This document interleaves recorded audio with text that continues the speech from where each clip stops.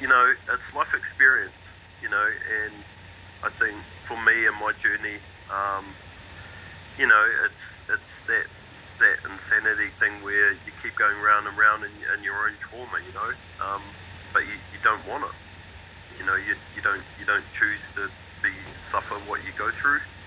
And I think for me personally, and my journey and my stuff, like I spent years and years of running away from my trauma, and dissolving it with every chemical I could find.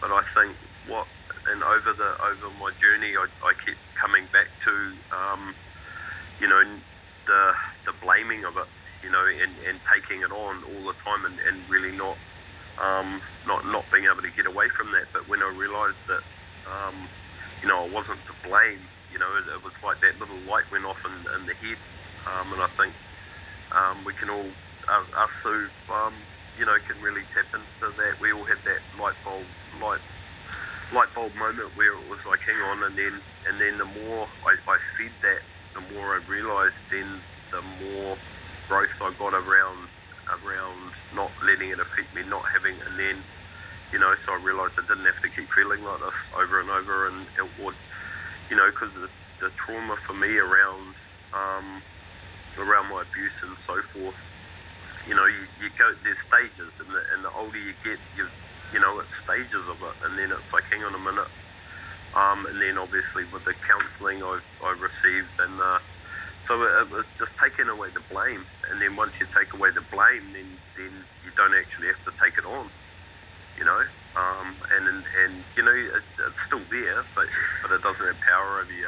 And working with some of my men, I'm really working that, it's whether it has power over you today, and I think with the blame is the power. So and then looking at it on the positive side, not having the power over me with my trauma, I can install that in others, and I think that's pretty powerful, and it seems to be working. So I'm really thrilled.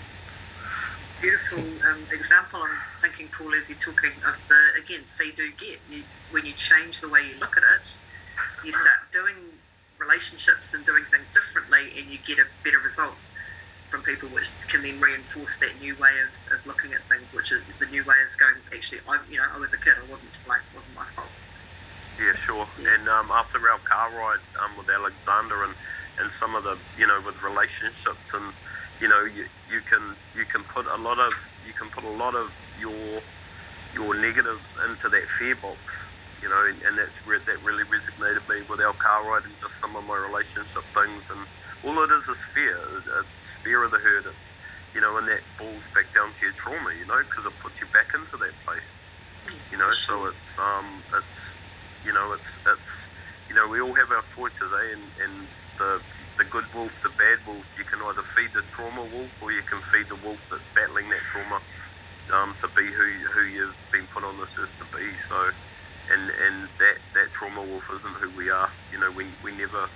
We never went through that as a choice, like it was all, we didn't take that shit on, but we have done, because that's the only way we know how to cope with it. And most of us, with the trauma that we went through, but I can only speak for myself on this, but I was alone. I was a young boy, and then I with the result of all that stuff, I couldn't reach out. So, and that took time, and then it took, hang on a minute, so there's, it's I'm 44 now, and I'm slowly learning to love the person I am today, and it's taken years and years, and with the love of my partner, and letting her come in too, and not feeding that fear wolf and putting her in a place that's not cool. So, hey, it's all growth, and it's just something that I don't need to take on, that doesn't have power over me today. So I'm thrilled here. But that's me, I'm out. Awesome work. Thank you, Paulie. I also wanted to ask, because there's also now taking away the blame. It's definitely a game changer, but then I still hear a lot of people that actually talk about their perpetrator, and all that sort of, because yeah, I just trying to think, you know, with the people that come into us, and how we going to encourage them to take the power back and take control back, take the blame away, Mm. and control what you can control. You know, because I can definitely relate to Paul's story. You know, that's exactly what I've done, is to take the ownership, take away any blame. You know, yes, this guy done it to me, but you know, I have no control of it now. But I'm just thinking about that relationship between us and our clients, or anyone that comes in. How can we do things? So powerful. Thank you. Yeah, yeah, totally, man. It's, you know, and what came up again for me is, you know, it's like when you're big, when your bad wolf, when your trauma wolf is full, you know, you got no room for nothing else to come in, eh? Like it's you, because you're fully in it, and then the slowly when you start voicing, when you start writing out, when you start releasing your trauma, then your good wolf starts filling up, because it's the yin and the yang, it's the balance and everything, and the way we think, and the brain receptors, and you know, because as soon as you start taking that power, or getting rid of your big your bad wolf thoughts, then your good wolf starts coming in. It's like a balance, eh? Your brain can only handle so much, and this is for me personally, and how I can.